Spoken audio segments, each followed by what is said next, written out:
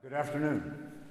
I'm David Dwight, teach American history here, and I'm the director of the Gilder Lehrman Center for the Study of Slavery, Resistance, and Abolition, which David Brion Davis founded in 1998. I want to first, because there won't be time afterward, to thank my incredible staff who have worked all hands on deck to prepare this memorial. Michelle Zaks, our Associate Director, Tom Thurston, who's somewhere here, our Education Director, Melissa McGrath, who's at the rear of the room, our Administrative Assistant, and much, much more, and Daniel Vera, who is our media maven of all things. Thank you, all four of you, for all the work you've done on this.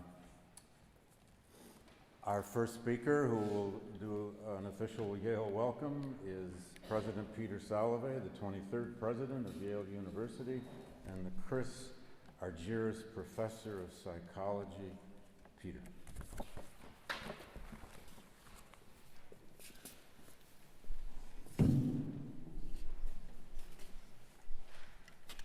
Thank you very much. Good afternoon, everyone, and thank you for joining us. We're here, obviously, to celebrate the life of Professor David Brion Davis, an extraordinary historian, teacher, and individual. And I'm honored to be here with his wife, Toni, his children, Adam and Noah, other family members, and of course, many, many colleagues, friends, and former students. David was a Yale giant, a beloved faculty member for over 30 years. Beyond Yale, he was one of the most influential historians of American history in the past century. His groundbreaking work transformed the study of slavery and abolition, placing it at the very center of the American story, even the global story. In over a dozen books, he explored how great human tragedies and triumphs moved people, moved countries and cultures in new directions. In 1978, David was awarded the Sterling Professorship here at Yale, the highest honor a faculty member can receive. His contributions were recognized with the Pulitzer Prize, the National Book Award, the Bancroft Prize, the National Humanities Medal, and many others. Throughout his long career, David sought answers to enduring human questions. Questions about what we value and whom we value, about how we treat one another and understand the world. And in history, he found messy, sometimes troubling answers. To read any one of David's books is to open a window onto the complexity of human thought and action through time. Yet, in spite or because of what he found, David believed in the essential dignity and meaning of human life. He believed in living a life of integrity and principle. And he believed that teaching and scholarship were indeed a search for light and truth. Yale was David's home, but he never cloistered himself within our walls. In 1998, he became the founding director of the Gilder Lehrman Center for the Study of Slavery, Resistance, and Abolition, enabling Yale to share the fruits of scholarship more broadly. Lectures, symposia, and workshops for school teachers are some of the ways he connected with members of the public. And David was personally committed to this kind of work. For many summers, he led workshops for high school teachers. His greatest legacy may be in the scores of undergraduates and graduate students he mentored, students who have become leading historians in their own right. History departments all over the country have been shaped by David's steady hand. And like the very best and rarest of teachers, he imparted lessons far beyond his subject matter. His kindness, his generosity, his humanity will long be remembered by students, colleagues, and friends. And so I'm grateful to all of you for coming to share this celebration of David's extraordinary life and career. Thank you all for being here with us today.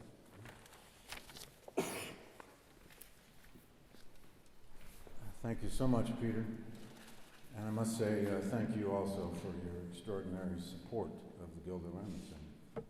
I want to thank Tony, your entire family, Adam, Noah, your families, for allowing us to do this and participating in the planning of this, and believe me, they have. And I want to thank the musicians, all of whom are students in the Yale Music School. They are Ann Cho, Chris Rogers Beadle, and Harry Dornberg. Did I get that right? Yes, okay. You have to sit here through all of these speeches now. If you need a break, don't feel bad if you have to take a break. But, a lot of us will have a lot to say here. I'm just going to keep the train running on time if I can.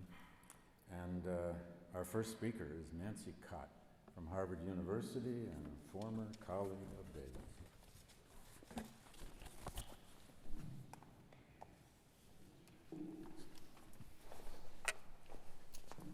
Thank you, David.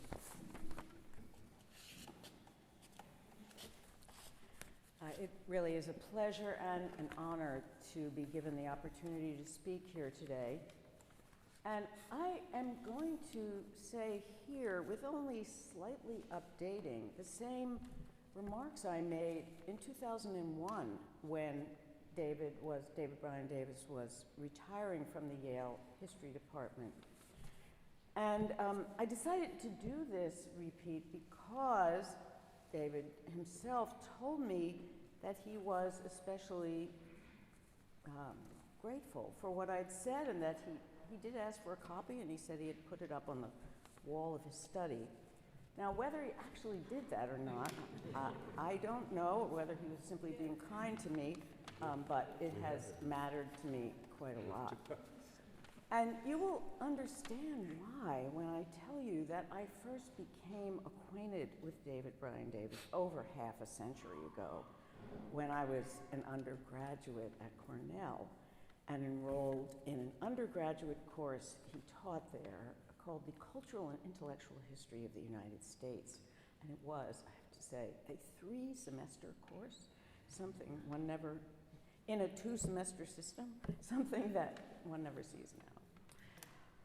His course was a revelation to me. It opened my eyes to how interesting history could be, and moved me to become a history major, belatedly. It was something I had never considered before I took his course, before I saw how he saw history. And I have been inspired by his example ever since.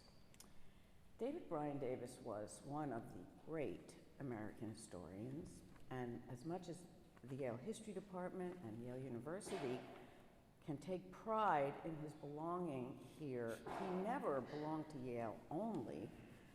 He never belonged to the historical profession only, but rather to the whole intellectual world of the 20th and 21st century. His erudition, his moral probity, his tempered wisdom, human generosity, and remarkable modesty served for many decades as models for his colleagues and for thousands of readers and students. He was, as I'm sure you know, the author of more than a dozen books and anthologies on American culture and reform in global context, as well as countless freestanding essays and reviews.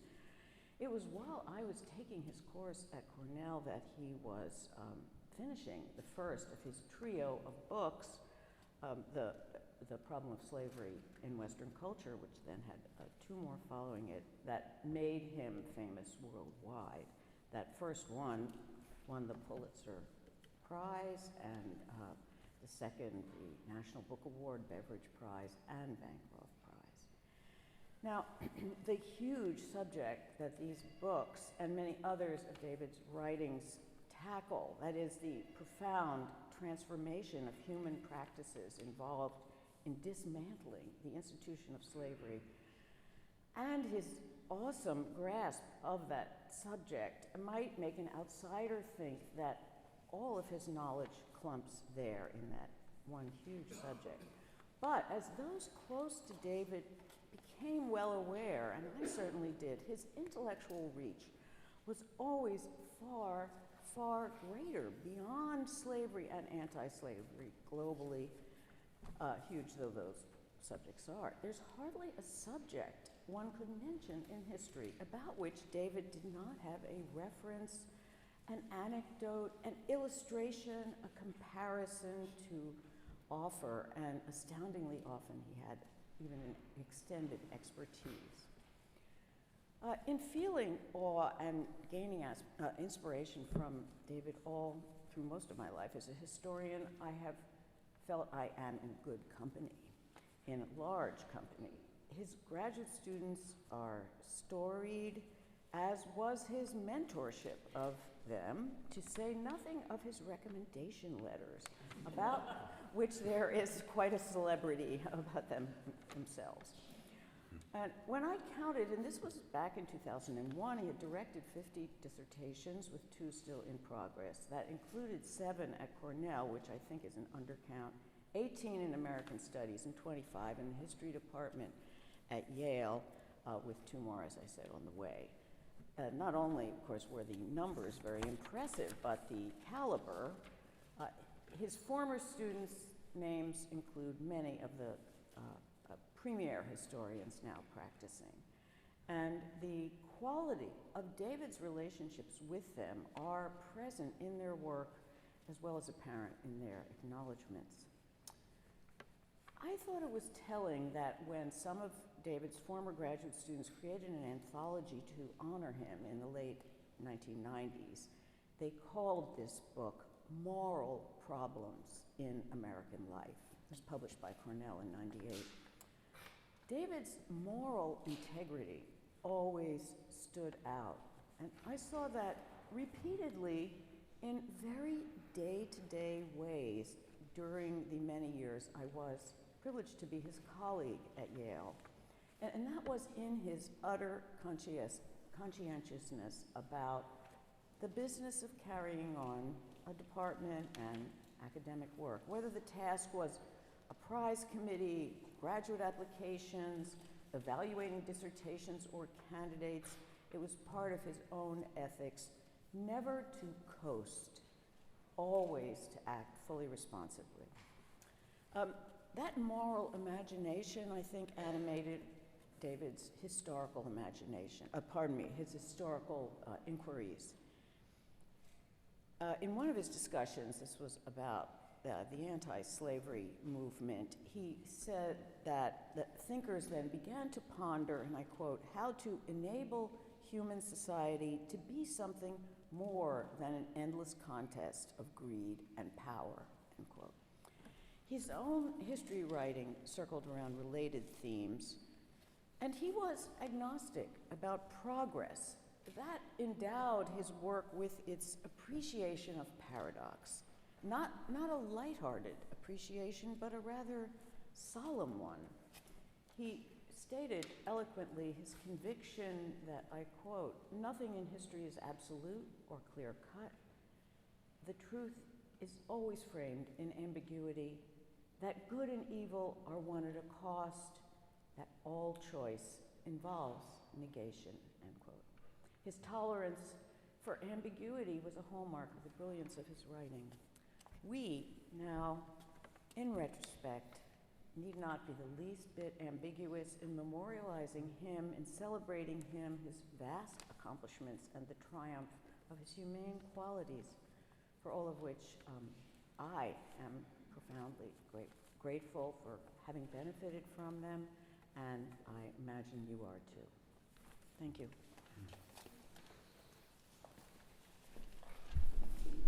Thank you, Nancy. Thank you so much. By the way, there are at least 2 framed versions of that. One is at your house.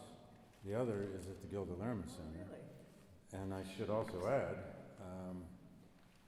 when Tony was trying to rid her house of lots and lots of books, we took hundreds of them to the Gilder Lehrman Center, and next to his photograph and your framed statement We have several shelves of the David Brion Davis book collection, and we have a particular special shelf. We have his name on it. And we, on that shelf, put all the books with the most Post-its. And it is a who's who of all the books he reviewed for the New York Review of Books. And a lot of you here today, your books are on that shelf. Probably multiple books. It's a very special feature we have now in the center. So you're enshrined forever as long as. Our next speaker is historian and president emeritus of Harvard University, Drew Gilpin-Faust.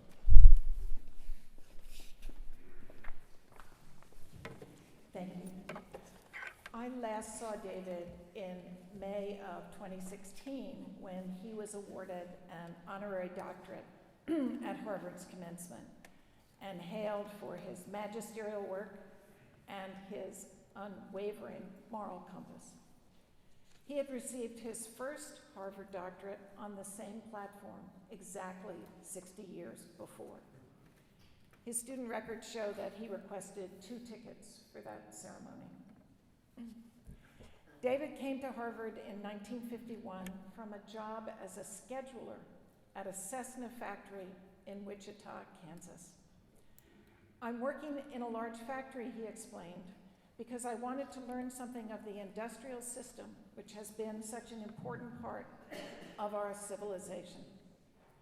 Age 24, he had already served in the military overseas and had graduated with highest honors from Dartmouth, where he majored in philosophy. But his application to Harvard was in a different field, the history of American civilization.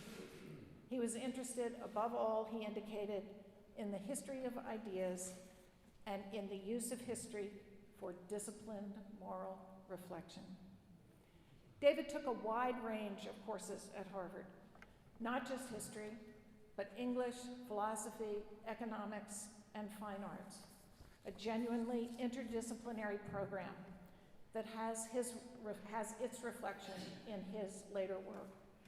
He interrupted his graduate studies twice, first to accept a Ford Foundation teaching internship at Dartmouth for a year, 1953-54, where he was, in the words of his supervisor, conspicuously and unusually successful, leading sections of the U.S. History Survey.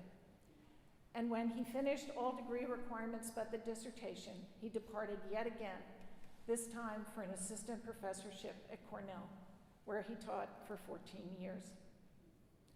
David's dissertation, directed by Howard Mumford Jones, became his first book, a study, as you all know well, of American attitudes towards homicide, an inquiry into how human beings can come to deny and obliterate the humanity of others. But David's exploration of dehumanization soon took another direction. During his time in the military, David had experienced a searing encounter on a troop ship. Ordered to descend into the hold and enforce the prohibition against gambling among those quartered below deck, he discovered with dismay hundreds of black soldiers whom he had not even known were on board, segregated in conditions he believed not unlike those of a slave ship. David's experiences in the Army introduced him to realities of racial prejudice and cruelty he had never imagined existed in America's 20th century democracy.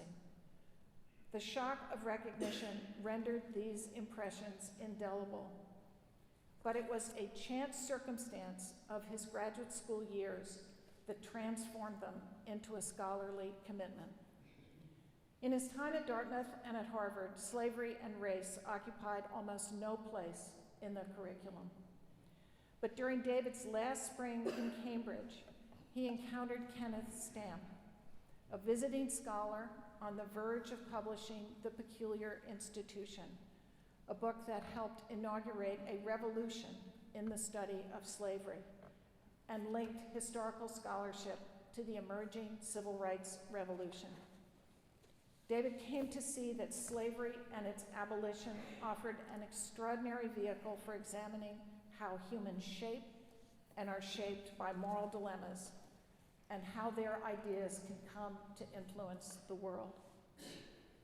David Brion Davis spent the rest of his life contemplating the worst of humanity and the best of humanity, the terrible cruelty and injustice of slavery, perpetuated over centuries and across borders and oceans, but overturned at last because of ideas and ideals given substance through human action and through human agency. We cherish his work as both a warning and an inspiration, and we at Harvard are proud to claim some small role in nurturing and launching one of Yale's most distinguished and influential scholars. Thank you.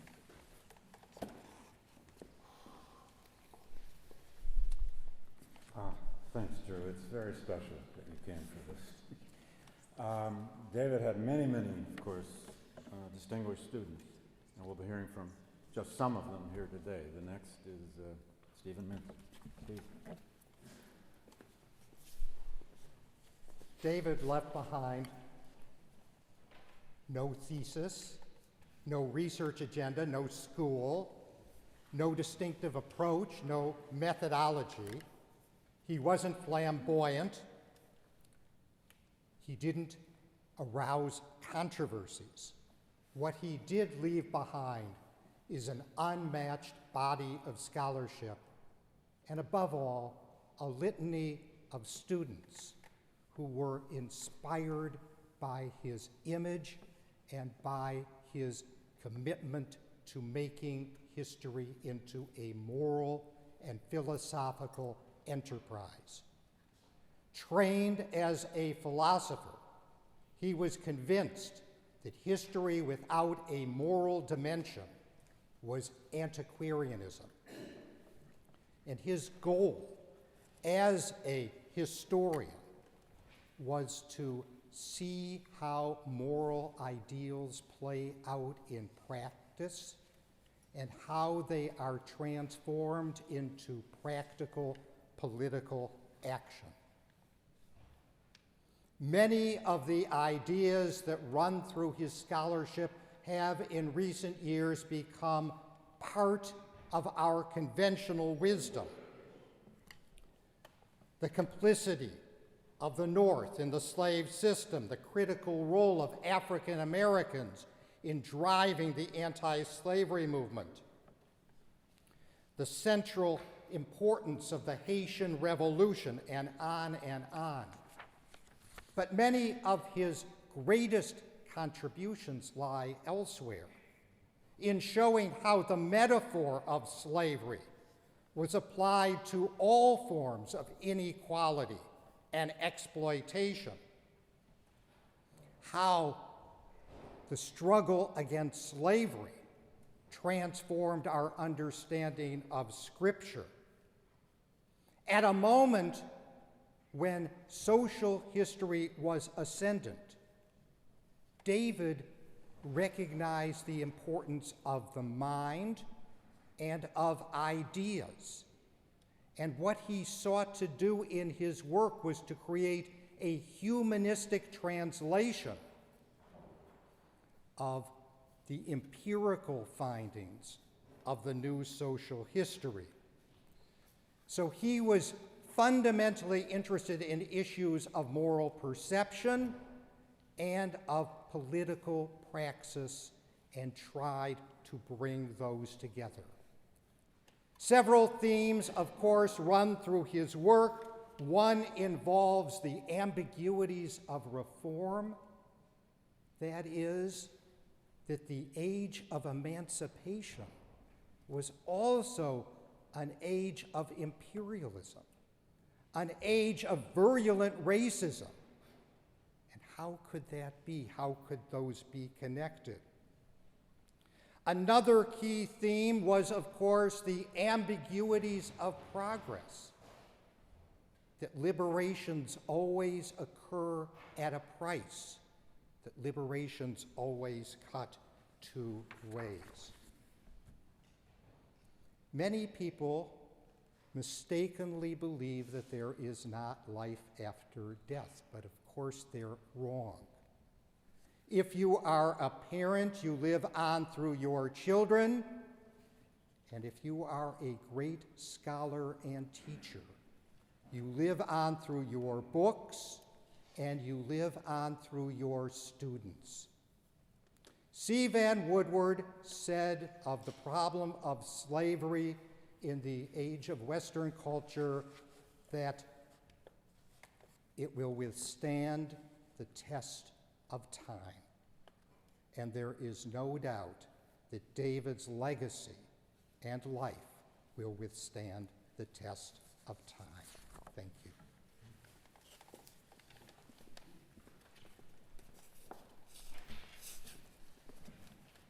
Wow, anybody need a deep breath yet? Thank you, Steve. When David Davis founded the Gilder Lehrman Center in 1998, he tapped another of his former students, Robert Forbes, to be his assistant director, and the center is indeed founded by a lot of the work of Rob Forbes, who was still assistant director when I took over, and Rob is our next speaker.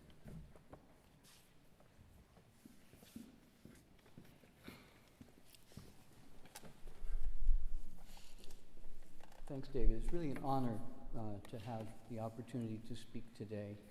Like all of us, there are so many things I could say about David Brion Davis, but at this event, organized by the Gilder Lehrman Center, I do think my most valuable contribution is to talk about David's role in creating this extraordinary institution.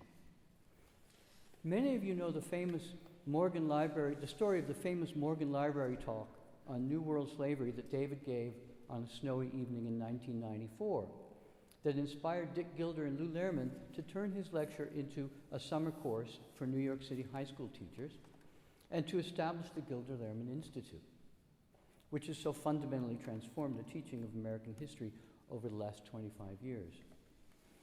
At some point over the next year or so, unbeknownst to David, Dick Gilder began sounding out Yale about creating a center for the study of slavery and abolition.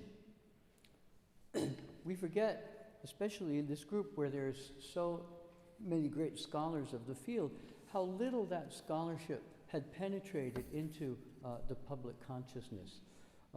And even at a place like Yale with a scholar like David, it was considered to be somewhat peripheral and arcane, and really only all about the United States. Although, of course, that had significantly changed in large part due to David's scholarship. With his acute understanding of institutions of higher learning, Dick Gilder was somehow able to overcome Yale's initial hesitation, and the university agreed to host the center. David invited me to help him set it up and run it, resulting in the most rewarding and meaningful period of my professional life. The first institution to be reshaped by David's global view of slavery was Yale itself. He mesmerized a series of jaded administrators with his explanation of the centrality of slavery to history and turned them into zealous advocates. The process of establishing the GLC as a full-fledged center at Yale University was itself a major milestone in changing the paradigm of slavery studies.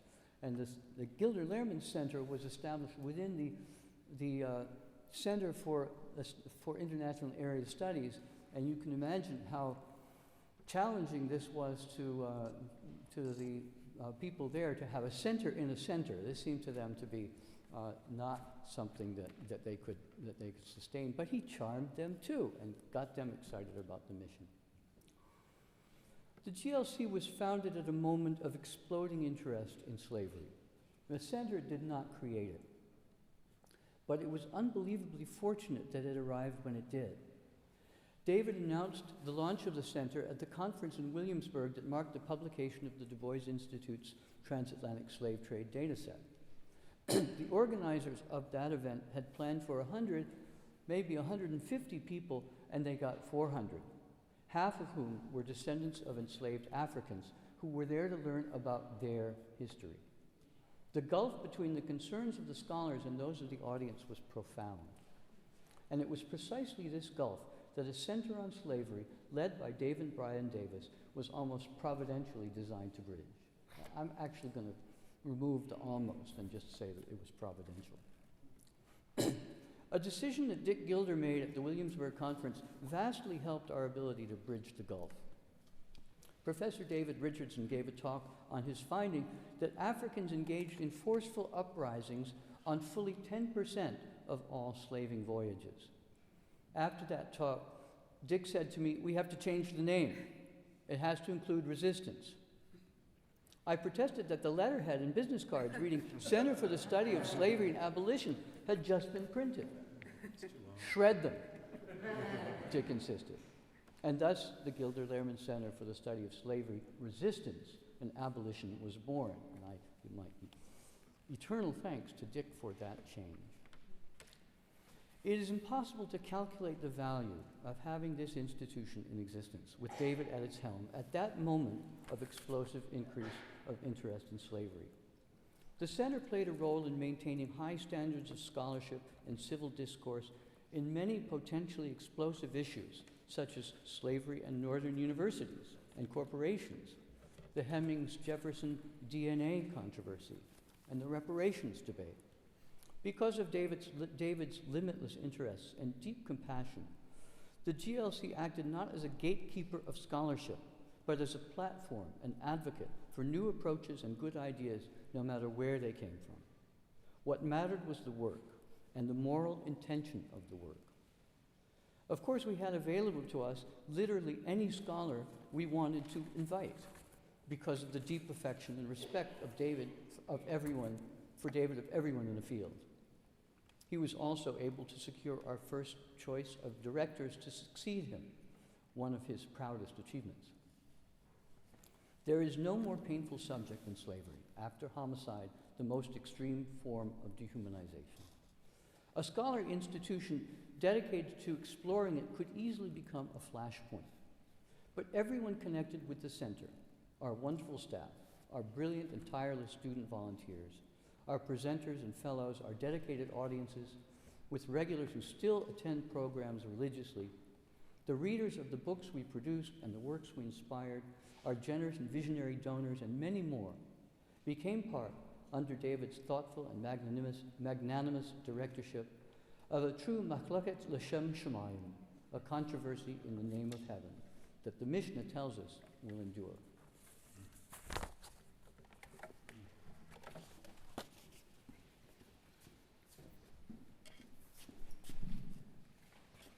Rob, come back. This is PR. Man. Did Orlando arrive? There you are. Fantastic.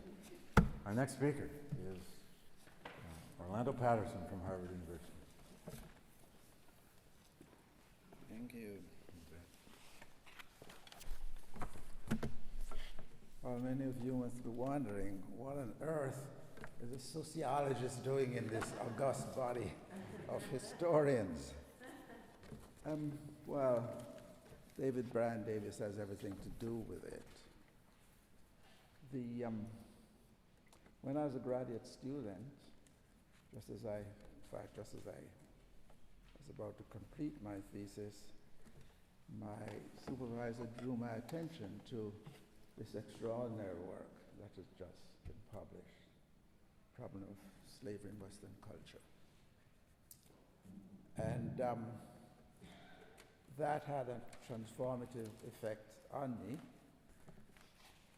I was a sociologist who worked in history, was working on a particular society, Jamaica, was overwhelmed by its horror, because in many ways it's the most brutal of all, say, societies, and was deeply immersed in the particularities of that grim society.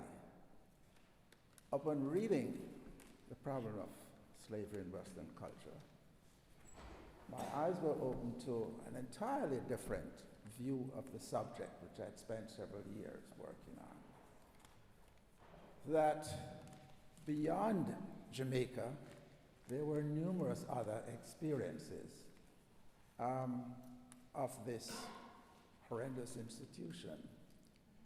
And what's more, that there was a profound link between all experiences of slavery.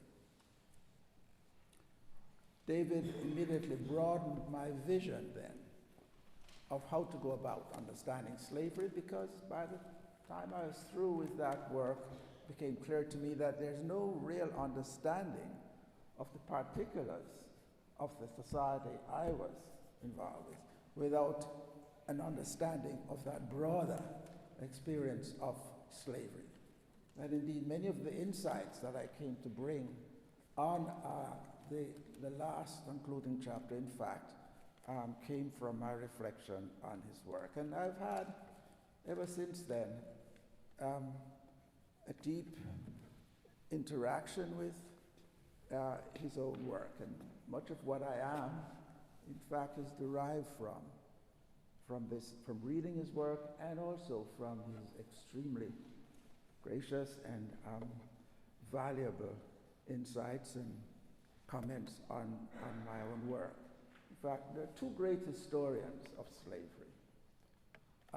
One in the ancient world, Sir Moses Finley, who transformed, in fact, the classical view of the ancient world by emphasizing the centrality of slavery. And David Brion Davis, who transformed our vision of the world that came after, ushered in by the classical world and out of the West. It's hard to really understand the profound significance of this work, and that came later, because as several of the earlier speakers have said, slavery was a minor subject in history and historical studies, certainly when I was a graduate student.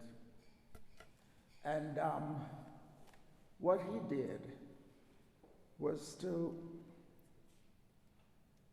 reveal what is the most profound paradox in Western civilization. A paradox so extraordinary, so extreme, that the historical profession had simply turned its eyes away from it. That paradox is the fact that at all the high points of Western civilization, slavery had a deep impact. That slavery was not just an unfortunate aspect of this great civilization, but was there a central element in its formation, and persisted from the ancient world, through the Middle Ages, through the early modern world, through the modern industrial world. How can a civilization so great,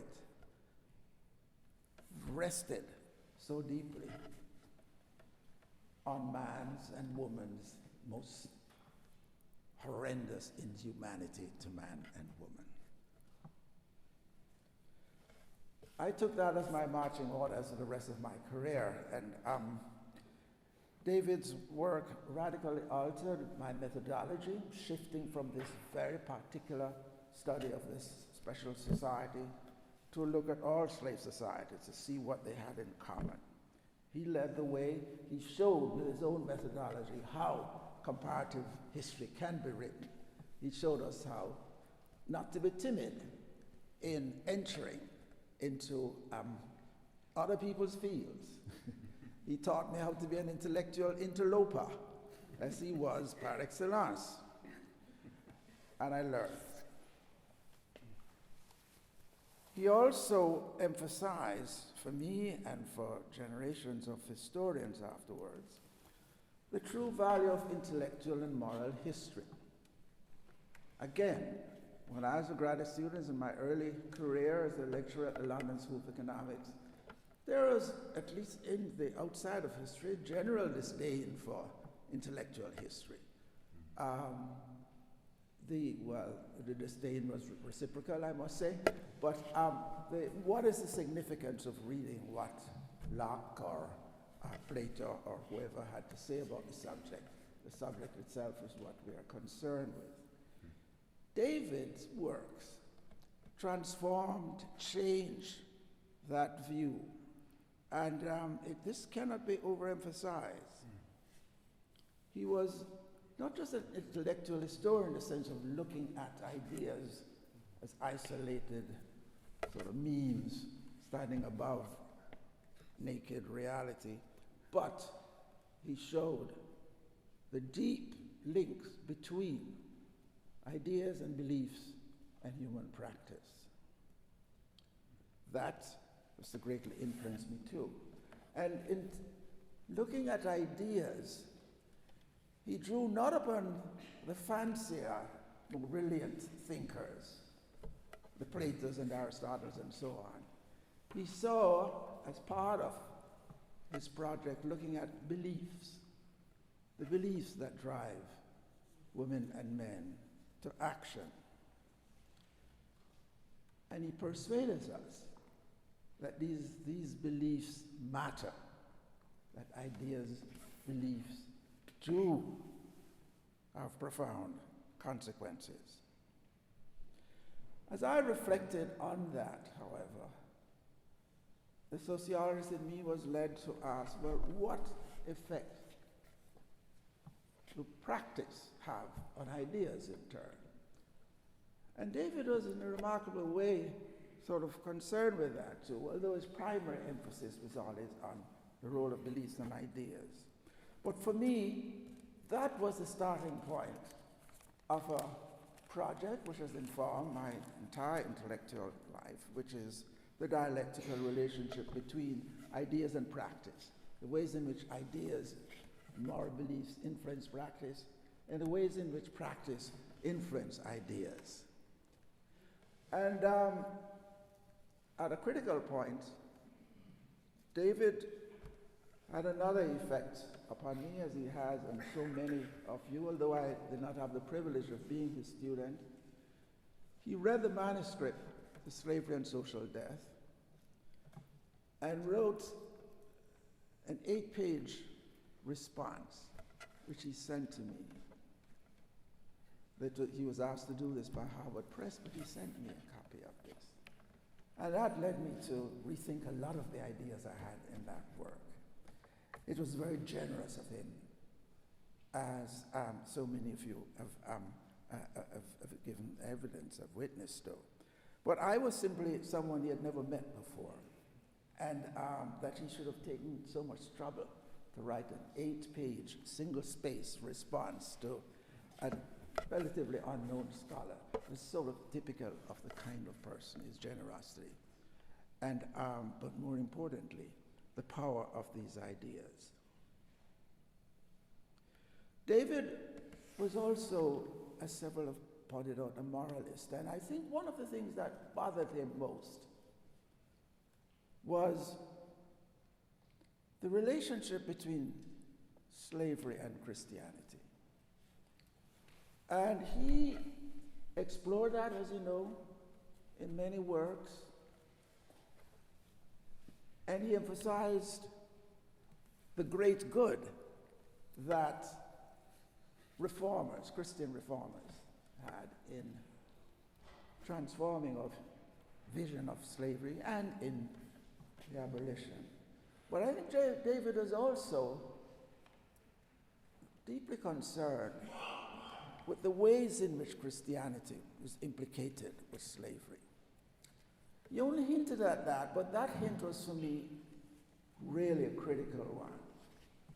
In a famous passage in discussing the abolition movement, in the second great volume of the trilogy, he pointed out that one of the central aspects of this transition was that for centuries, for millennia, people had viewed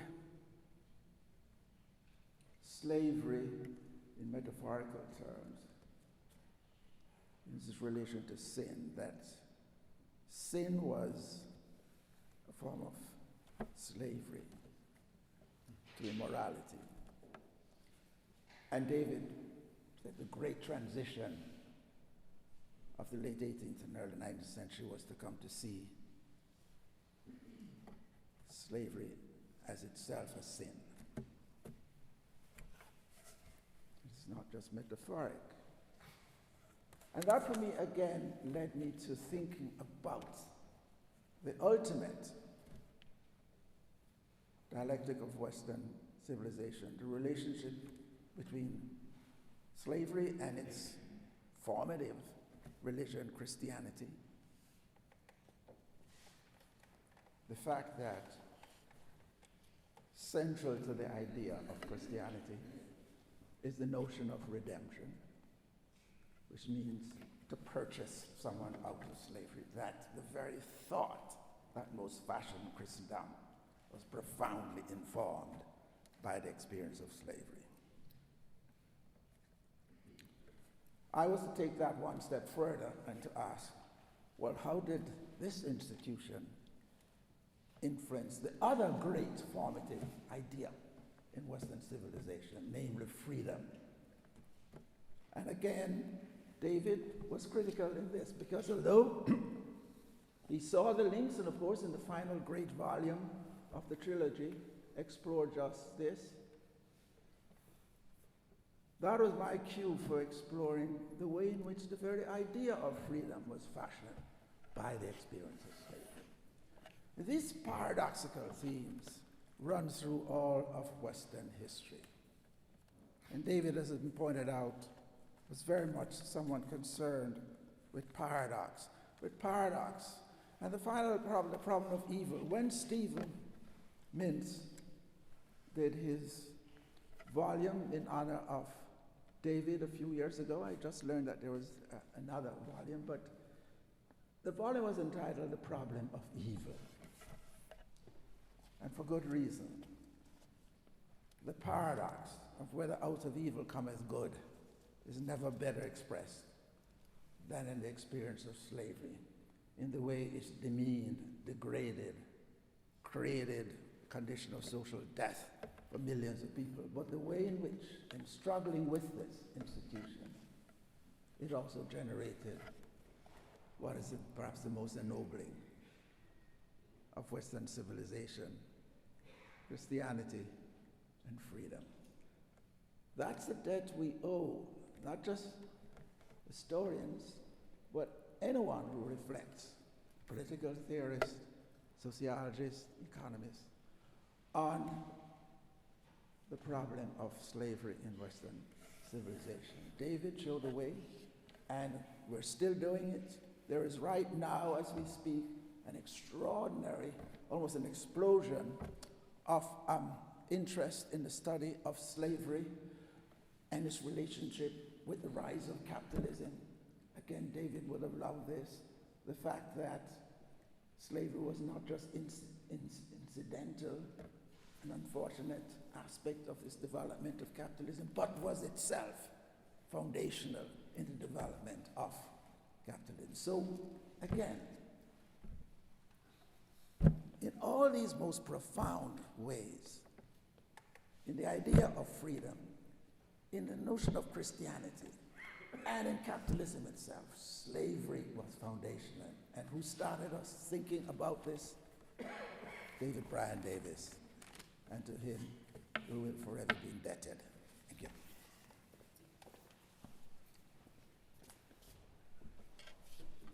Thank you, Orlando. We're not only having a memorial, we've gone to the classroom today. Just before we have a Mozart interlude, our last speaker in this first half is a great friend of Yale, a great friend of the GLC, John Pepper, former chairman of the corporation at Yale.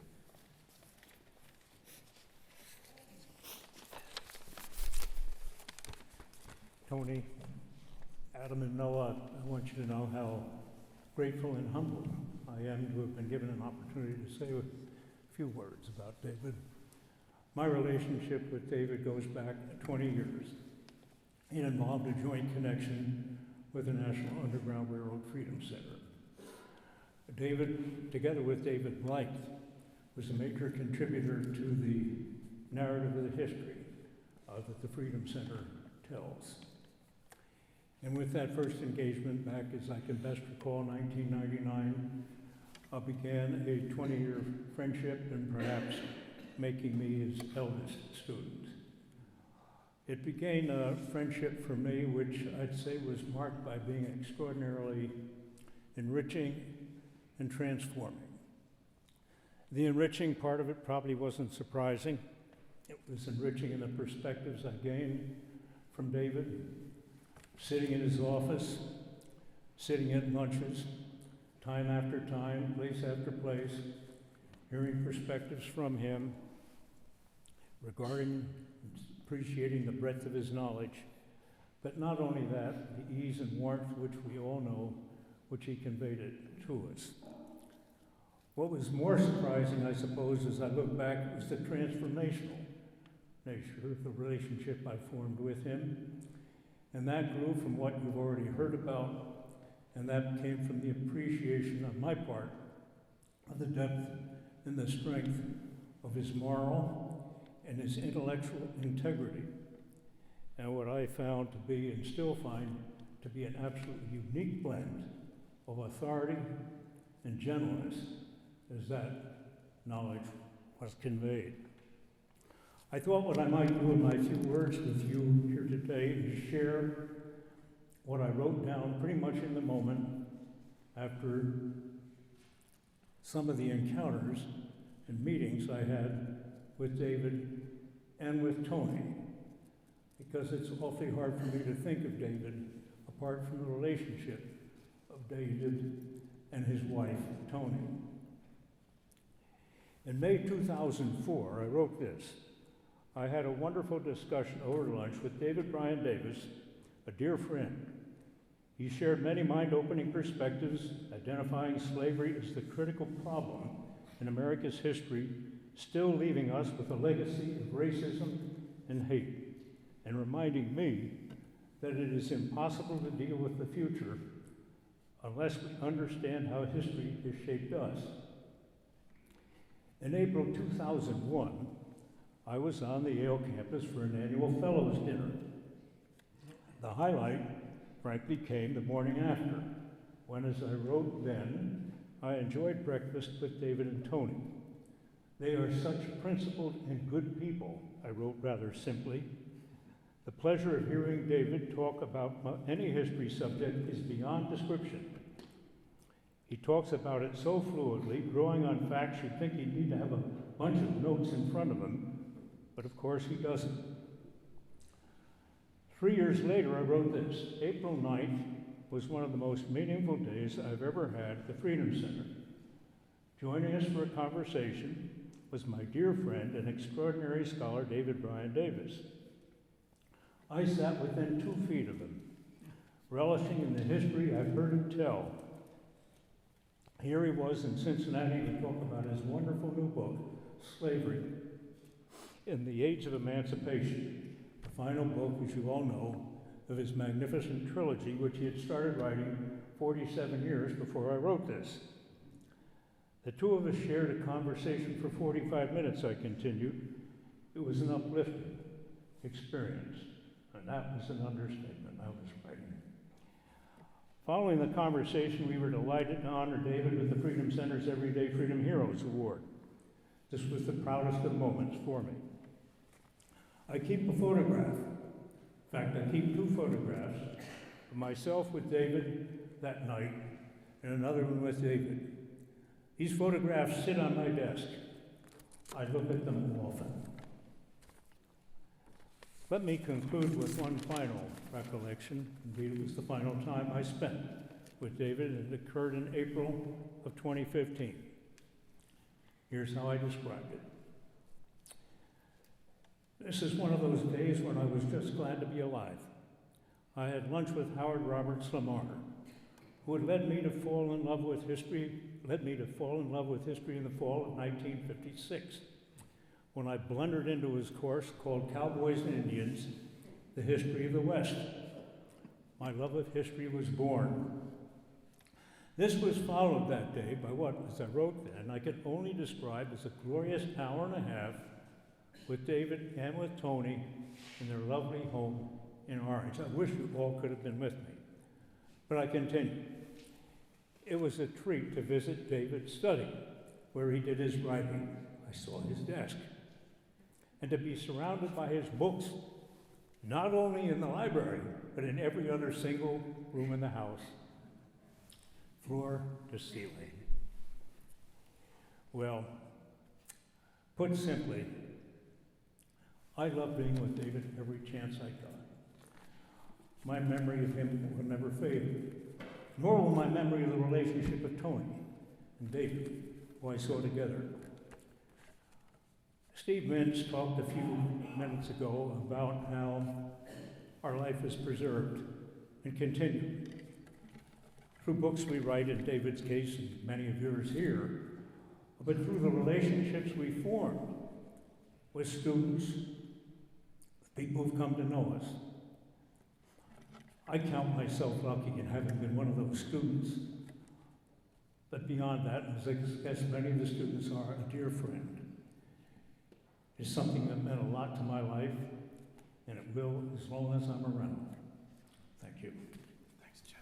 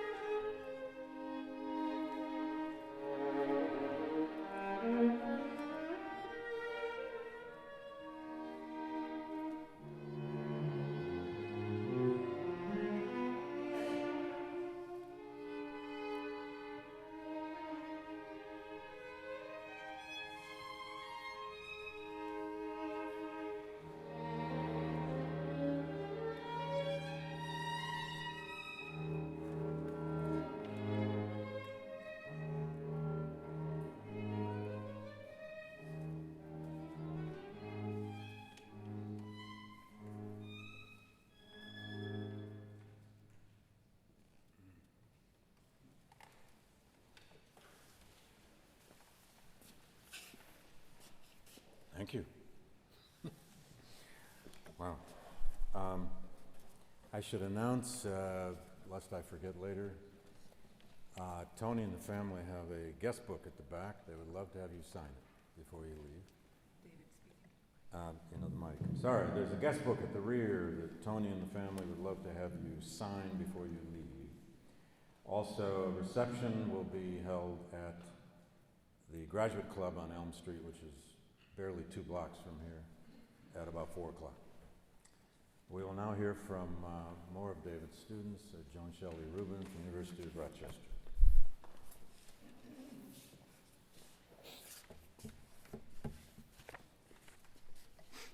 I too am so honored to speak this afternoon.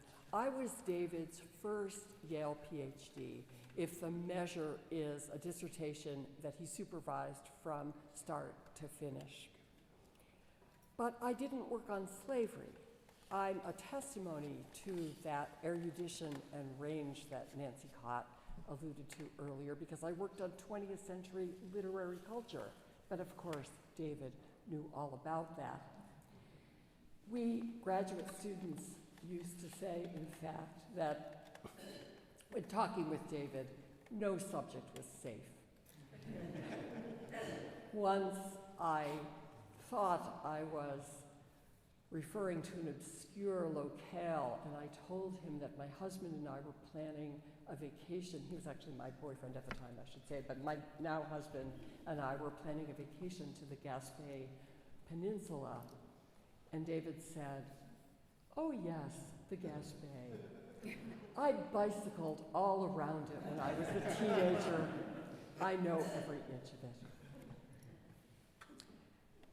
David's breadth of knowledge coexisted with rare perspective, not only about history, but also about how to live. In 1980, my first book appeared based on my dissertation. I'd received my degree in 1974. So this book came out, and I sent a letter to David, and I sent him the book. In the letter, I also noted that I was expecting my first child. It says something about the pressures on my generation of women scholars, and particularly about me, I suppose, that alongside my excitement about the pregnancy was anxiety about what it would mean for my career. Even now, standing before you, I feel some residual, perhaps irrational, trepidation about saying anything that ventures outside the realm of the professional. But I have cherished David's joyful response to my letter. About the book, he wrote, "One of the greatest rewards of graduate teaching, which has no counterpart except perhaps in a few surviving forms of very personal editorial work, is in watching and giving encouragement to the creation from a germinal state to the polished, coherently developed book, and in knowing along the way at least some of the roads not taken and the difficulties in choosing the final route." So many of us here today experienced that guidance and support, which paradoxically enabled us to develop our own voices.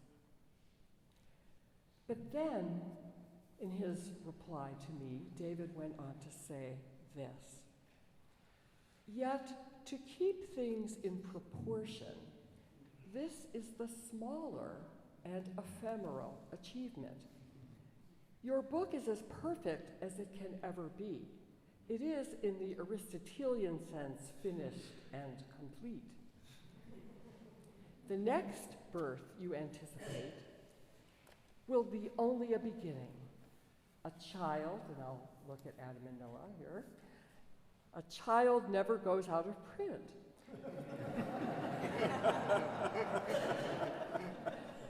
Although some parents might wish otherwise. And children have the incredible capacity to keep revising themselves, even of keeping ahead of their authors on the score of adaptability, Though as a parent, you'll have a longer lead time for corrections than you have as an author. Well, I had written these remarks, and I repeated this excerpt from the letter to a woman colleague of mine just the other day. And of course, she raised the question that perhaps some of us are thinking, would he have sent that letter to a male graduate student? This is the kind of question that, of course, comes to mind today. And I've been pondering it, and I think the answer is yes.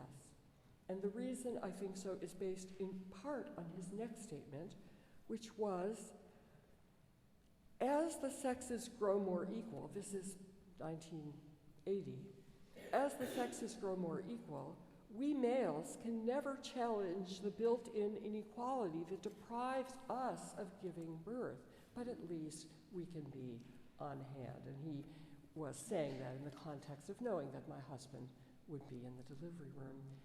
So I think the answer is yes.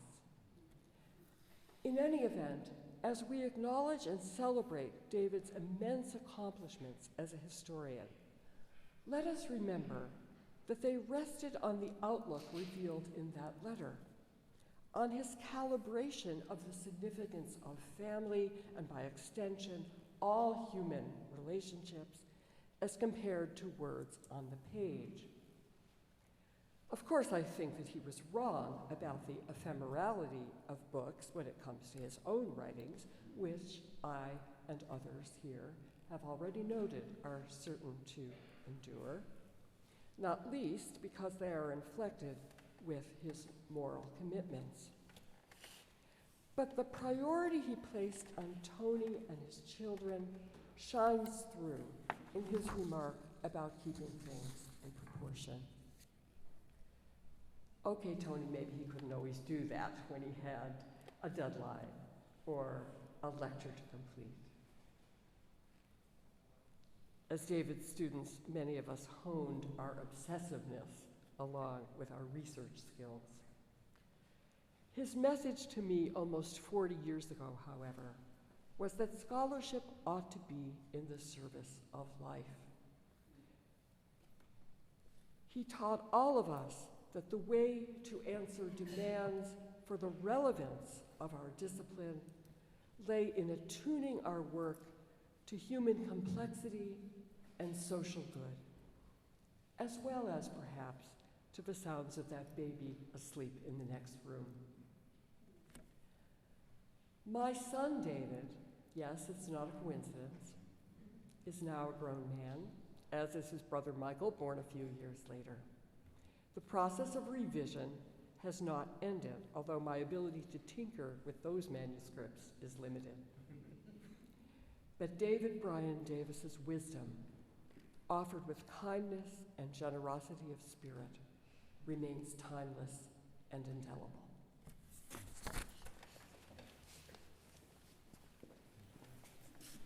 Thank you, Joan. I thought it might lighten up here in the second half of it. Sean Wilentz at Princeton.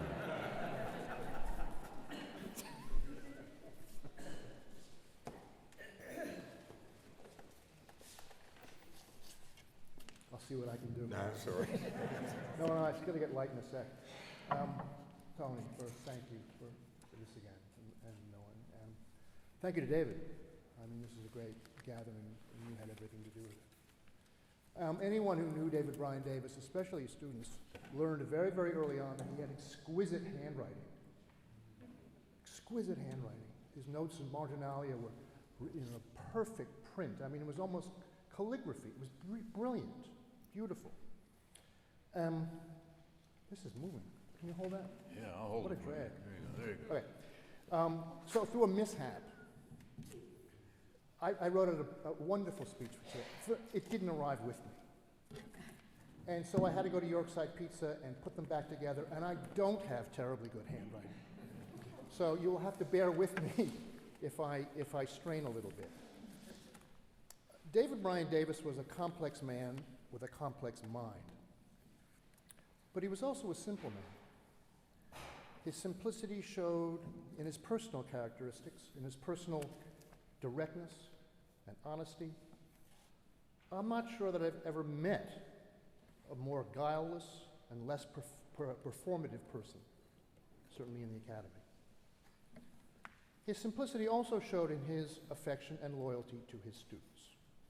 That affection was not at the same, nothing to do with indulgence, because it came with respect. Respect for us, but also for the discipline that he was a master of and we were trying to learn.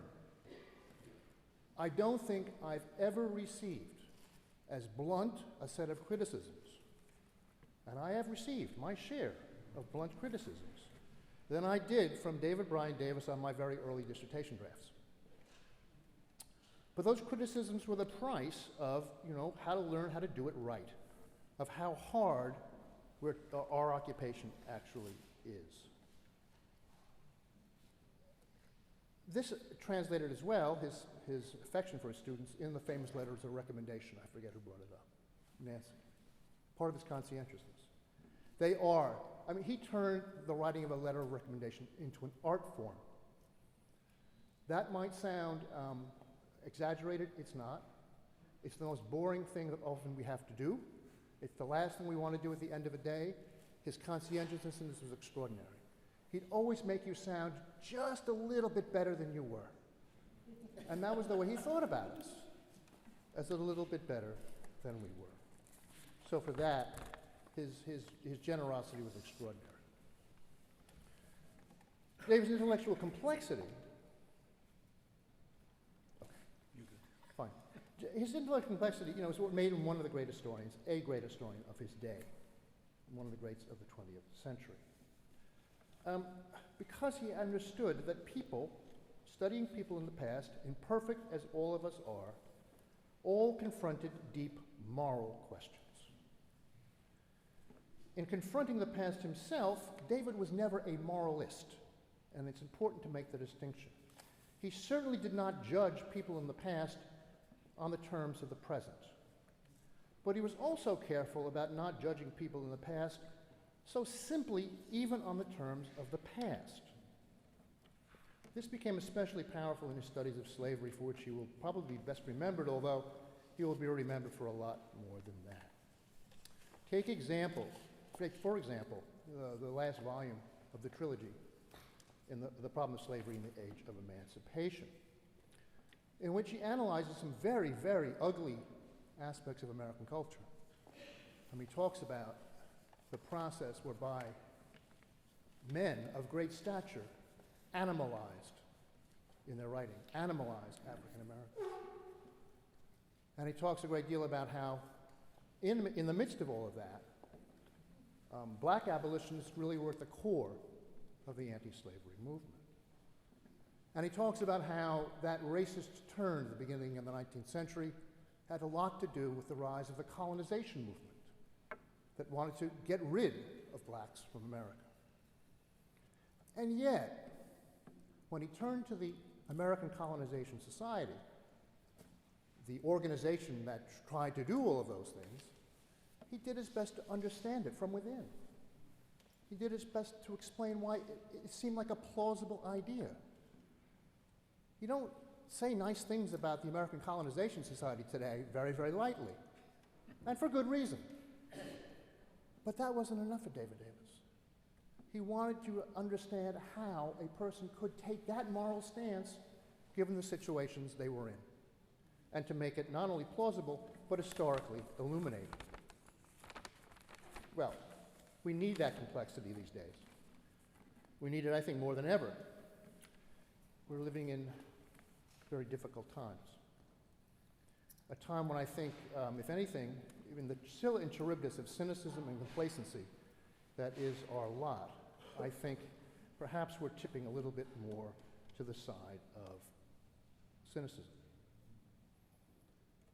The pursuit of truth in all of this seems at times to be subordinated to the pursuit of justice, as if the pursuit of justice will unfailingly produce truth, failing sometimes to understand that there is no justice without truth. When this is unchallenged, I think, all sorts of folly can set in, and David wrote about that folly. in great detail, the folly that can come from that. And Orlando, you were talking about how evil can produce good, and David was also aware of how good can produce evil. And that is the heart of what he was talking about. So, thinking about all of that, it's really, what I am most grateful for when I reread David Davis's work. But there's one other point I wanted to make. And that has to do with what I think, there are many great lessons in what David had to teach us about the dialectics of slavery and freedom and so forth. But one of the greatest, I think, was that after slavery had endured for millennia, in one form or another, for millennia, going back to Aristotelian terms, suddenly, somewhere between, as he dated it, he almost gave you the exact years, somewhere between 1742 and 1754, an extraordinary moral awakening occurred among the unenslaved. Suddenly, the unenslaved began to question on moral grounds, on religious grounds, on grounds of natural rights, that slavery was an abomination. This is, to me, still the greatest moral revolution in modern history. How did that occur? Well, I don't think even David could quite understand or tell us how and why it occurred, but it did. And from that, I think, with all of the complexity and all of the tragedy, there's always an element of hope in David Brion Davis' writing. And it's that hope that I take with me as I go on down the road. Thanks so much. Thank you, Sean. Mia Bay from the University of Pennsylvania. Thank you. I am honored to be here. I feel in many ways unequal to the task of memorializing David Brion Davis. I am one of his many students. I'm sort of in the middle range, and he was someone whose work inspired me even before I met him. I read The Problem of Slavery in Western Culture and The Problem of Slavery in the Age of Abolition in college, and it opened up a whole new world to me. It led me to intellectual history. It raised questions about the relationship between slavery and freedom and slavery and race that I'm still grappling with. I think at the time I read it, I was sort of before even thinking of books having authors. So I was just like, these are questions, these are things, and it's wonderful to listen to this discussion of David's career and think about the extent to which he introduced these big questions and made them resonate. As an advisor, his work could be challenging, even his approach to his work could be challenging. I don't know how many of you who are his students remember this, but one thing he was famous for was that during oral exams, he would ask you questions about whatever happened to be on his mind, as opposed to whatever you had prepared your oral exams in. And I thought I was onto this. I came into the oral exams with sheets of paper that listed all the books I had read and the titles of my area of expertise, which was U.S. race relations, 19th and 20th century. His first question to me, I'll never forget, it was like, tell me about emancipation in Suriname. And I barely knew where Suriname was. But he was gracious with me, and another one of his great strengths as an advisor is he did not expect us all to be as knowledgeable, erudite, or brilliant as he was. He had this gift of finding students where they were and mentoring them from that point. And I think one of his great strengths of an advisor is he did not try to produce students who were like himself, but instead managed to mentor an incredible variety of different people who were doing very different projects, whose expertise in history would turn out to be quite different. I personally found that he gave me the freedom to do a project that was perhaps broader in scope and more crazy in idea than most other people would have let me take on. And that also, as I was working on my dissertation, which involved getting to know a lot of very obscure African-American thinkers and thinking about the intellectual history of enslaved people. A lot of it was new to David as well, and he was as fascinated by it as I was, and that was tremendously encouraging, as was his general approach to myself, I think, and other students as a teacher and a mentor. He was someone who always read your work with great enthusiasm, treated you with great conscientiousness and respect, and encouraged you to become the best you can be. I've tried to follow his example in my own teaching and in my own prioritization of graduate students, and I hope I have lived up to it. Thank you. Thanks, Mia. Thank you, Mia. My colleague here at Yale in the History and Law School, John Witt, who was David's undergraduate student once upon a time. It's a real honor and pleasure to be here. David, thank you, and Tony, thank you, and Adam and Noah, thank you for making this possible and letting me say a few words. At the beginning of my junior year in college, I had a question. Actually, I think as a junior in college, I had many, many questions. But I had one question in particular, which was starting to trouble me. It was what was I going to do with my life? How might I organize it to make it worthwhile? And it was in that week, the beginning of junior year, that I signed up for a seminar in slavery and anti-slavery with David Brion Davis. I know that Claire Priest, who's back here, was also in that seminar. I think about a half dozen future academics were in that seminar of, 15 people. It was really an amazing experience. I guess if I had to be truthful, that wasn't really my first encounter with David. Adam was in Timothy Dwight College, just a few yards from my room. So I knew David in that way, vicariously. But much further back, a 2-volume set published sold sometime in the mid-70s, I suppose, of the problem of slavery in the age in Western culture and the problem of slavery in the age of revolution, sat on my parents' bookshelves and had for most of my life. It was conspicuously untampered with and unopened, which had meant a lot to me. My father had been a graduate student at Harvard for a year in history and had been drafted in 1968, which ended that and meant that he wasn't a historian. He went off, became a lawyer, and hadn't finished out his history studies. And I imagined that those unopened books in some ways captured something about his trajectory. So when I signed up for slavery and anti-slavery in the seminar as a junior, I picked those books off the shelf and brought them with me to New Haven. And I read them. And over the course of that semester, the exchange of ideas with Claire and with Professor Davis helped to organize really the rest of my professional career. It was the most meaningful semester of my life, no doubt. And what it was organized around was a set of questions, and in particular, the question that Sean Wilentz just mentioned a few minutes ago, the question of how to explain the rise of anti-slavery thought in the middle of the 18th century.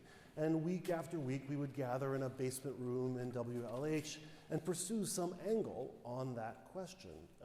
Always a different angle, and it was one of those questions, and this won't surprise anyone in this room, it was one of those questions that was generative. It produced further questions, and questions upon questions, lessons, ambiguities, paradoxes, and the like.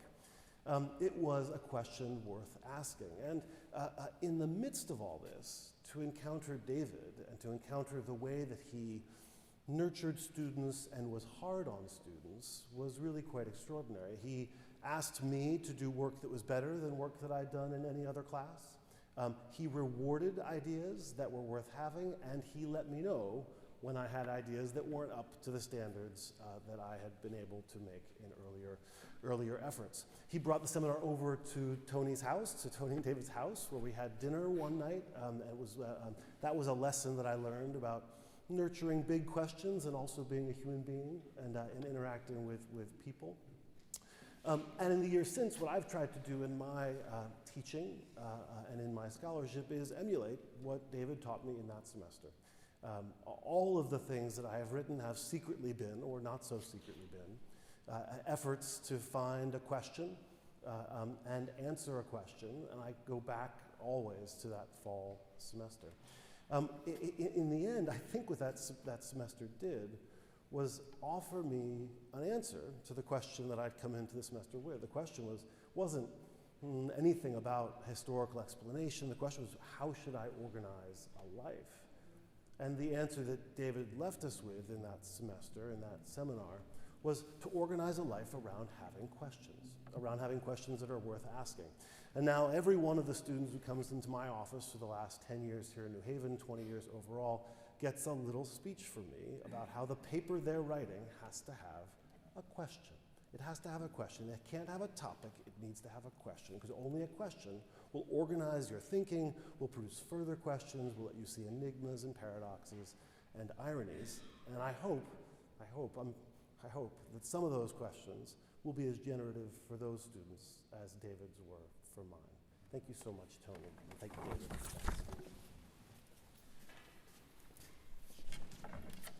Thank you, John. It was very moving. Louis Lehrman, one of the two namesakes on our center, was not able to attend today because of health issues, but he sent us a brief statement about David and asked me to read it. David Brion Davis, the Sterling Professor of History at Yale, was one of the most important academics ever to teach history at Yale. Lou was a very proud Yaley. You'll see. His contribution to global slavery studies was unique. In his personal character, he was unique, utterly honest, courageous in the cause of truth. No one contributed more than Professor Davis to the Gilder Lehrman Center for the Study of Slavery Resistance and Abolition at Yale. Indeed, it is hard to imagine a professor who did as much for justice to the study of history as David Brion Davis, especially the history of slavery. I regret very much that I cannot be with you at this celebration of the life of David Davis. May I also say something about his impeccable integrity. When the New York Times chose to criticize Dick Gilder and me for our supposed political views, David Brion Davis wrote the New York Times a letter, which I read. He wrote this letter to the New York Times editor-in-chief saying that he was, quote, a man of the left, but the world should know that the founders, that is, of the GLC and the Gilder Lehrman Institute themselves, Dick Gilder and Louis Lehrman, and their political views never influenced the work of the Institute. This was a brave letter for David to write, and David Davis had the courage to write it. I shall never forget it. May God bless the memory of David Brion Davis, Sterling Professor of History, and all his good works. We also have a statement submitted to us by James B. Stewart, Jim Stewart, one of the great scholars of abolitionism, who also could not attend today, but that statement will be read by my colleague, Ed Rugemer. Where's Ed? There he is. Ed.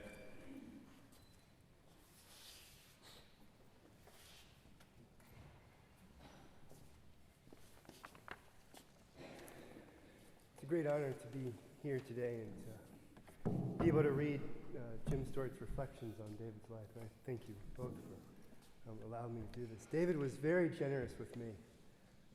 Jim introduced me to David a little bit before graduate school.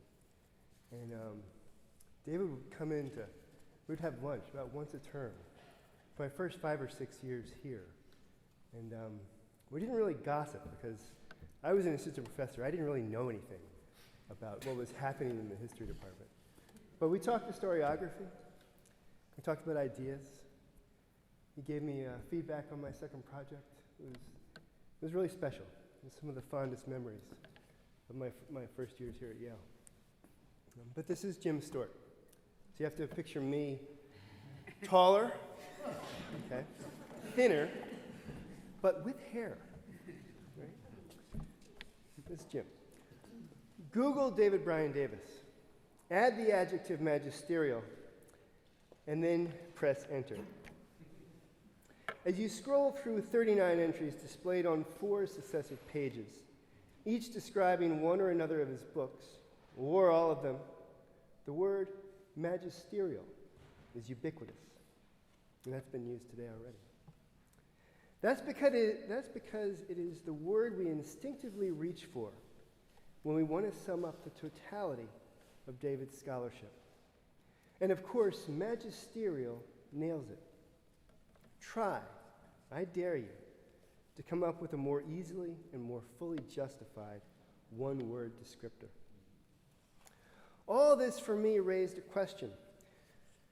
Apart from earning him a compliment of the highest order, what have been the consequences of David's scholarship? Answers began coming clear once I had completed a second Google search that combined David Brion Davis with the adjective magical. Not surprisingly, I came up with 0, no hits whatsoever. Magical is simply not what comes to mind when we reflect on David's scholarship. Erudite, deeply learned, cosmopolitan, brilliant, encyclopedia, all qualify, but not magical. So what is my point? Answers that lead us to magic and explain my second Google search take us back to a 3-session adult education class I taught a few years ago at a community library in suburban Roseville, Minnesota. And those answers suggest, at least to me, that the enduring value of David's scholarship is far more profound and widespread than even we who so admire him can easily appreciate. 6 months before my class assembled, a white Roseville police officer fatally shot a young black man named Philando Castile as he sat behind the wheel of his parked car. A friend of his who was sitting in the back seat recorded every heartbreaking moment on her cell phone, creating a video that circulated endlessly throughout the media. During rush hour the next day, Black Lives Matter activists blockaded the Twin Cities' main traffic artery, I-94, and disrupted our gigantic state fair. Pushed by these events, I titled my class, "Did the Civil War End, or are we still fighting it?" I also required that to qualify for admittance, applicants must pledge to read and reflect on David's diminutive gem of historical synthesis, Challenging the Boundaries of Slavery, which is a tiny little book. It's only 90 pages long. Why this requirement?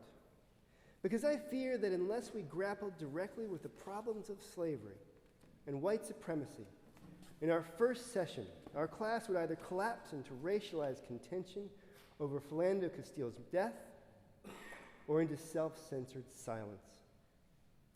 But at the same time, I knew that it is all but unheard of to require a reading assignment for adult education classes. Learning normally requires listening only. So what, I wondered, could I assign that lifelong learners might actually latch on to in preparation for our first 2-hour session? My best and only choice was David's one-of-a-kind little book, 90 pages. When our first class convened, as far as I could tell, nearly all of my students were actually prepared to engage with the reading, and to my genuine surprise, open to exploring slavery and its emotionally fraught consequences. How they mustered the confidence to make this risky start became clear once I began to discern that David's way of writing history addressed them on their terms, that is, as informed citizens seeking intellectual challenge and vital information, free of academic pretension and overcomplication. By not mistaking knowledge for wisdom, David truly made magic. His tiny book pulled us together by giving us shared points of reference, clarifying concepts, common vocabulary, and reliable narratives. These are what freed our class to examine the roots of Philando Castile's tragedy and to address with intelligence the bitter contention surrounding us over the meaning of Black Lives Matter. Never have I seen a more convincing demonstration that the genius of instructive historical writing derives from empathy and insight, not from analysis. So how exactly did that magic work? Here's my best recollection. In chapters 1 and 2, David taught a tremendously difficult lesson with which my all-white class struggled mightily before accepting, which is that white supremacy has had something close to a stranglehold on an enormous slice of American history. His first chapter guided us through slavery's evolution from the non-racist forms of the classical age to the New World's stark fixations on what Europeans saw as the dehumanizing blackness of the people of West Africa.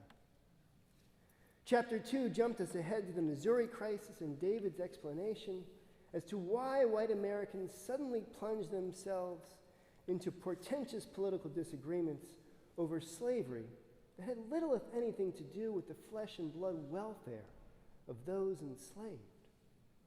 By this point, my students had made a consensus decision that Black lives had certainly never mattered much to anyone except Black people. No contingency, no agency, just an oppressively bleak longue durée. But as David whisked us ahead in chapter 3 through the 1850s and into the Civil War, he abruptly shifted our gears in order to insist that we understand this history we've been reading, for all its bleakness, is also freighted with agency, conflict, and choices. Nothing is ever reliably predictable. Nothing is truly settled. As he opens the chapter, we learn that abolitionists had already been spending lifetimes condemning white supremacy and insisting that Black lives absolutely matter. Slaveholders who harbored growing fears of political subversion and Black insurrection began demanding that slavery be decreed as the nation's law of the land. As the racist majority of the white North reacted to this threat by mobilizing in defense of free soil, enter Lincoln, the political genius who knew in his bones that if slavery was not wrong, nothing was wrong. Here the book ends. So what demonstrable impact did this magic I attribute to David finally have on my class? A great deal, I believe. As his book closes with the emergence of Lincoln, David has led us to realize that even in the desperately striated circumstances of the antebellum era, the future was up for grabs, and it still is. For all the intimidation of the longue durée, our past does not dictate our future unless we give in and mistakenly grant it that power. Much to the contrary, when discerningly and humanely examined, history offers us guidance and opportunity to make our best informed moral choices and to live in hope. For me and for most of my students, David's lesson inspired us to make an ongoing commitment to honor the memory of Philando Castile. How? By contributing monthly to a fund created in Castile's honor that even today continues to pay off school lunch debts incurred by financially destitute students throughout St. Paul. At the time of his death, Philando Castile was employed as a St. Paul school system guidance counselor. Castile cared about those kids, and by helping them out, we honor his memory. Speaking for all in our community who have been touched by his magic, thank you, David. Thanks, Ed.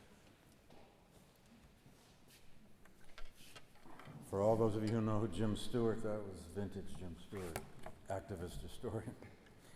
And last of our formal speakers, but hardly least, John Stauffer from Harvard. John.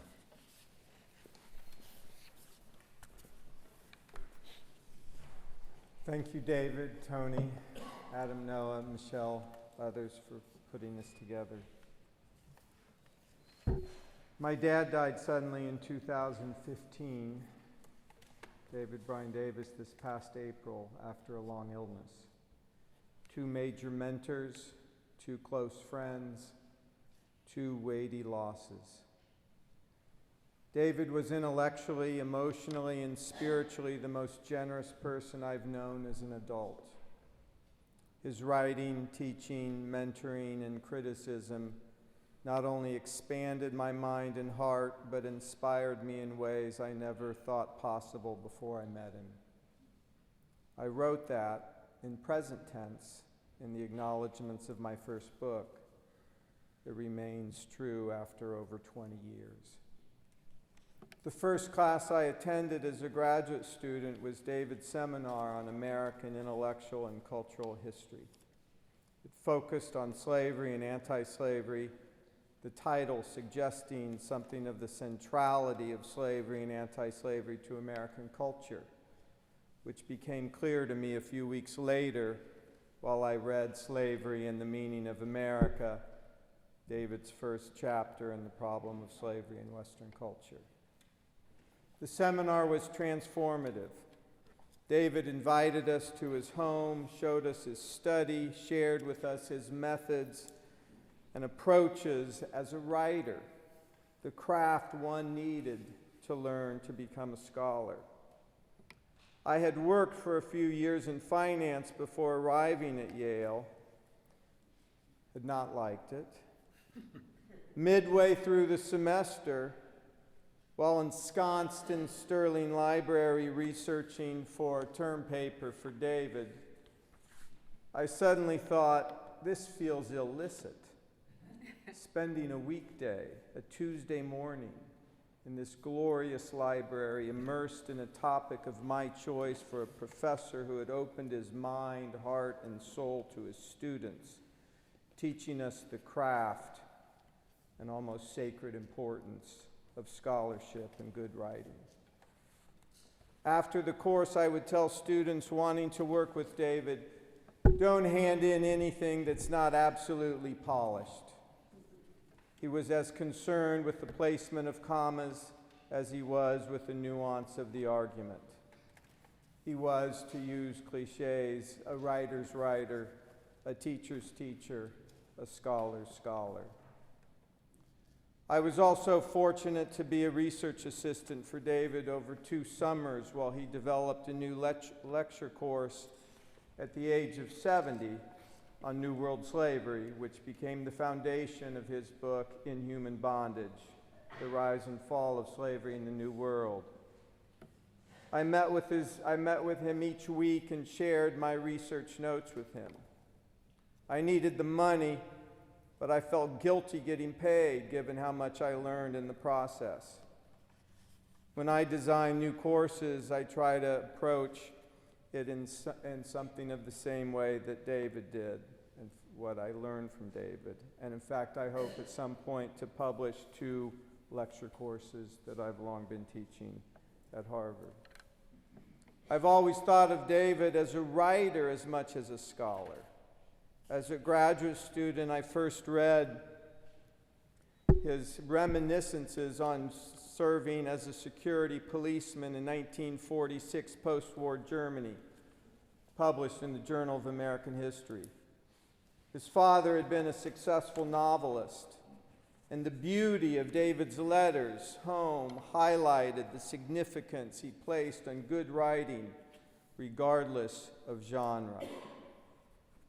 And this was even as a teenager. I've never forgotten a scene he described to his parents while in Stuttgart, Germany. Ernie Harmon, who had been a major general, David writes, came down today wearing 21 rows of colorful ribbons and a pair of dazzling cavalry boots. Our rooms were spotless, lockers in perfect order, windows invisible, bed sheets immaculate. My boots shone like a pool of oil in the sunlight, and my pistol was bone dry. Pretty soon the planes roared overhead, and then the big guns opened up, and in drove the long Packard with 2 stars on the bumper. When I first read this in the stacks of sterling, my eyes filled with tears.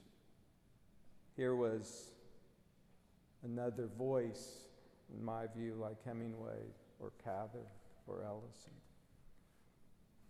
The range of David's writings is truly extraordinary, from literary epistles, whether it's his reminiscences that he published in JAH or in his letters of recommendation, to a 1958 essay on Cooper's novel, The Deerslayer, in a book that also included essays by Malcolm Cowley, Granville Hicks, Walter Rideout, and Alfred Kazin. David's was the lead essay. To another early essay on the significance of religion in Dreiser's novels. Then his first book, Homicide in American Fiction, which remains a significant work of literary history and is still cited, to his work on slavery and anti-slavery. For me, what most stands out in David's writing is its literary and moral tenor. Consider as one of many examples the endings of his Problem of Slavery trilogy, each of which highlights in different ways how past and present become intertwined. Davis ends his first volume by connecting John Woolman's prophecy not only to the Revolutionary era and the Civil War, but also to the era of civil rights when the book was published. It was the prophecy of John Woolman that if Americans continued to be unfaithful to their high destiny, their descendants would face the awful retribution of God's justice, David writes. He ends his second volume with an extraordinary and still widely cited analysis of Hegel's master-slave dialectic and suggests resonances between slavery in the age of revolution and major currents of thought throughout the 20th century. Hegel bequeathed a message that would have profound impact on future thought, especially as Marx and Freud deepened the meaning of the message, that we can expect nothing from the mercy of God or from the mercy of those who exercise worldly lordship in his or her other names, that man's true emancipation, whether physical or spiritual, must always depend on those who have endured and overcome some form of slavery. And he ends his third volume, Problem of Slavery in the Age of Emancipation, published almost half a century after his first volume, by summarizing the significance of the anti-slavery movement while also warning readers against generational chauvinism. Moral progress seems to be historical, cultural, and institutional, not the result of genetic improvement in individual human nature, David writes. One need only to know what happened in a highly civilized country like Germany in the 1930s and 40s. If my friends and I were suddenly stripped of our 20th century conditioning and plummeted back to Mississippi in 1860, we would doubtless take for granted our rule over slaves. So an astonishing historical achievement really matters. The outline of chattel slavery in the New World, and then globally, represents a crucial landmark of moral progress that we should never forget. From the time I left Yale, in almost everything I've written, I still ask myself, what would David think? Thank you, David. I miss you.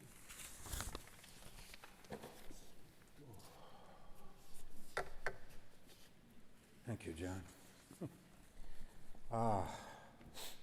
I had promised that we would have a time for audience responses, and we will over at the reception, if that's okay. I'm going to make sure we have a mic over there.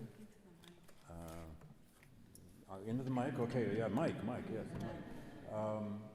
And there are several of you who've said you wish to tell a story or whatever. That's the purpose of the reception. We will do it there.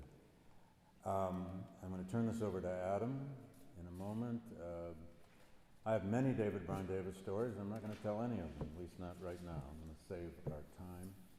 I just want to say one little comment. Well, I'm one of David's students, to say the least. And there were many, many influences on him. We've heard a great deal today about David as a historian and, of course, as a moral philosopher, which is what he was first and always. He's a philosophy major at Dartmouth. He acknowledged, he wasn't impressed, he said, with the history department at Dartmouth. Today's history department at Dartmouth is terrific, and there are some members of it here today, as I know. But he particularly acknowledged a particular lecture course taught by one Francis Grumlick, who did a course on the changing character of human nature. Then there was Perry Miller at Harvard, to say the least. David took Miller's year-long History of American Religion, which no doubt meant Puritans, and then a few others, maybe to Emerson, maybe not. There was William James, that David was always quoting, writing about. He was certainly one of my heroes, especially the principles of psychology and many other works, the Pragmatism Essays and the Will to Believe. Then there was Kenneth Stamp, as Drew so pointed out. The fact that he got to meet Stamp in 1955, as Stamp was writing that book.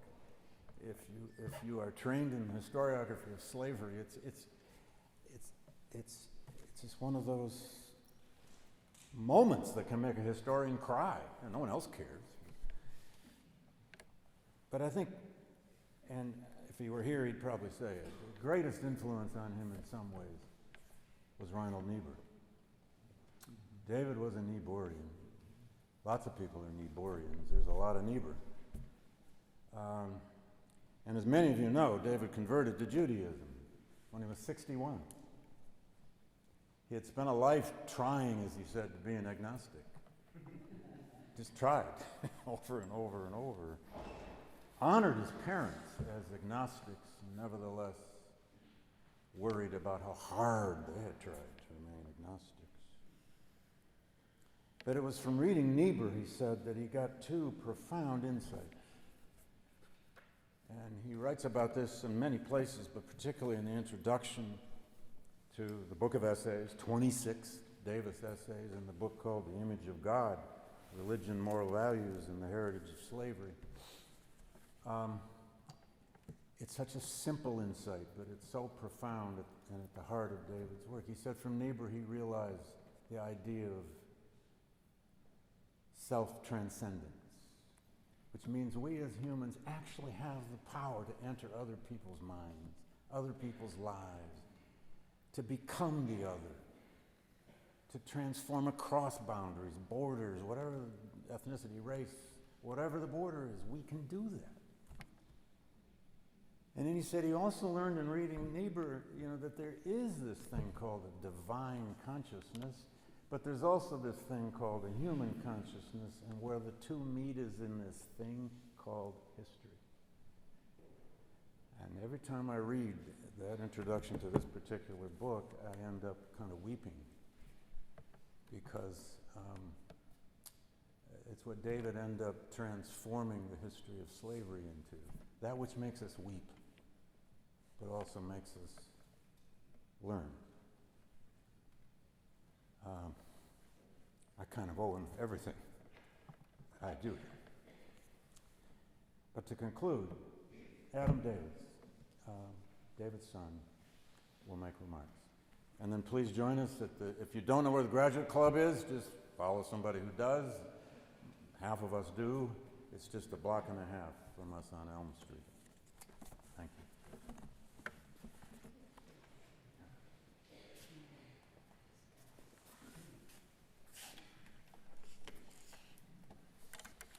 On behalf of our family, I want to thank Michelle Zaks and David Blight and everyone at the Gilder Lehrman Center for all they've done in putting together this memorial. My father would have been deeply moved, as were we, by the beautiful playing by the string trio, by the Mozart Divertimento. Special thanks to all those who honored my father's memory by speaking here today. And thank you to everyone who came, in many cases, traveling long distances to be here. It means a great deal to our family. My father was a big believer in the incalculable role that chance and contingency play in history, for good and ill. And he always felt enormously fortunate when he reflected on his own life trajectory and his having pursued a profession, teaching, writing, and researching that he found so intellectually and personally rewarding. He was constantly expressing gratitude, including during his final months of life, as if for him every day of the year was a day of thanks, a thanksgiving. He derived great joy in listening to classical music, visiting art museums, traveling, taking in the natural beauty of mountain vistas and oceans. But perhaps more than anything else, he loved reading in his favorite living room chair, where he devoured book after book, paper after paper, and read one issue of his beloved New York Review of Books after another. He was such a devoted reader that I remember on more than one occasion sitting next to him on an airplane, going through violent turbulence during a thunderstorm. And while everyone on the plane clutched the person next to them and wondered if they'd survive the flight, my father never looked up from his book and just kept on reading, underlining, and scribbling notes in the margins. His own work surely benefited from his excitement at discovering new things and integrating what he learned through his reading, drawing connections between history and other disciplines, ranging from philosophy to string theory. Long before global history was in vogue, he took intellectual risks by taking a global and transhistorical approach, asking profound questions about freedom, slavery, and the possibility of human progress. But I think what perhaps most distinguished his life and career was the way he served as a cheerleader for others, raving about a student's paper, drawing in his own work from ideas and arguments he was thrilled to find in a colleague's book. His humility was reflected in his frequently commenting about how much he had learned from the insights of an undergraduate in one of his seminars. He wrote the most glowing letters of recommendation for his students, as we've heard, something he once confessed to me he was a bit embarrassed about, since he worried that if this became widely known, as it clearly was, that those reading his letters would stop taking them seriously. Once he received a request for a letter of recommendation from a former undergraduate. We were sitting in the kitchen, I remember, and he had absolutely no memory of her. Her name just didn't ring a bell. How would he write a letter for this former student he simply couldn't remember? He frantically began looking in his files in his study to see if by chance he had written an earlier letter of recommendation for her. A few minutes later, he came back into the kitchen clutching a letter he had found, exclaiming, "Wow, she is one of the most phenomenal, brilliant students I ever encountered." He'd been utterly persuaded by his own letter.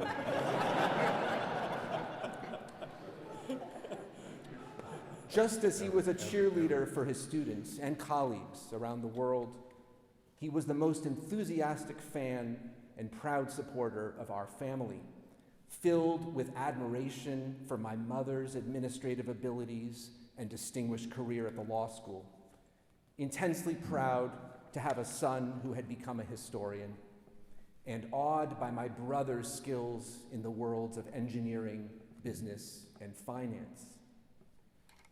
It's customary in the Jewish tradition for a headstone to carry the inscription, Tehi Nishmato Tzura Besor Kachayim. May his soul be bound up in life.